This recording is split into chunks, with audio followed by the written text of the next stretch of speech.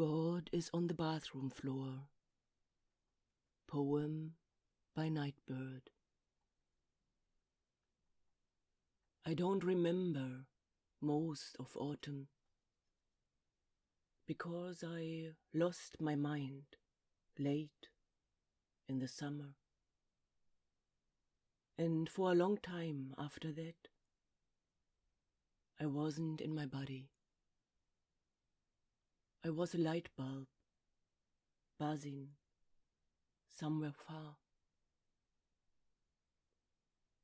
After the doctor told me I was dying, and after the man I married said he didn't love me anymore, I chased a miracle in California. And 16 weeks later I got it. The cancer was gone. But when my brain caught up with it all, something broke. I later found out that all the tragedy at once had caused a physical head trauma, and my brain was sending false signals of excruciating pain and panic. I spent 3 months propped against the wall. On nights that I could not sleep, I laid in the tub like an insect, staring at my reflection in the shower knob. I vomited until I was hollow. I rolled up under my robe on the tile. The bathroom floor became my place to hide, where I could scream and be ugly, where I could sob and spit, and eventually doze off, happy to be asleep, even with my head on the toilet. I have had cancer 3 times now, and I have barely passed 30. There are times when I wonder what I must have done to deserve such a story. I fear sometimes that when I die and meet with God, that He will say I disappointed Him, or offended Him, or failed Him. Maybe He'll say I just never learned the lesson, or that I wasn't grateful enough. But one thing I know for sure is this: He can never say that He did not know me. I am God's downstairs neighbor, banging on the ceiling with a broomstick. I show up at His door every day, sometimes with songs, sometimes with curses, sometimes apologies, gifts, questions, demands. Sometimes I use my key under the mat to let myself in.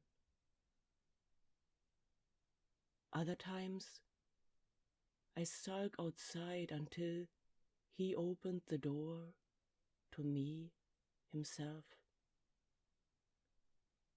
I have called Him a cheat and a liar, and I meant it. I have told Him I wanted to die, and I meant it. Tears have become the only prayer I know. prayers roll over my nostrils and drip down my forearms. They fall to the ground as I reach for him. These are the prayers I repeat night and day, sunrise, sunset. Call me bitter if you want to. That's fair. Count me among the angry, the cynical, the offended, the hardened. But count me also among the friends of God, for I have seen him in rare form. I have felt his exhale, laid in his shadow, squinted to read the message he wrote for me in the grout. I'm sad too. If an explanation would help, he would write me one, I know it. But maybe an explanation would only start an argument between us, and I don't want to argue with God. I want to lay in a hammock with him and trace the veins in his arms. I remind myself that I'm praying to the God who let the Israelites stay lost for decades. They begged to arrive in the promised land, but instead he let them wander, answering prayers they didn't pray. For 40 years their shoes didn't wear out. Fire lit their path each night. Every morning he sent them mercy bread from heaven.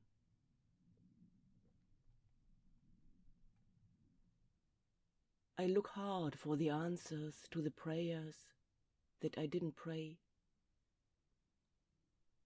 I look for the mercy bread that he promised to bake fresh for me each morning. The Israelites called it manna, which means, what is it? That's the same question I'm asking again and again. There's mercy here somewhere. But what is it? What is it?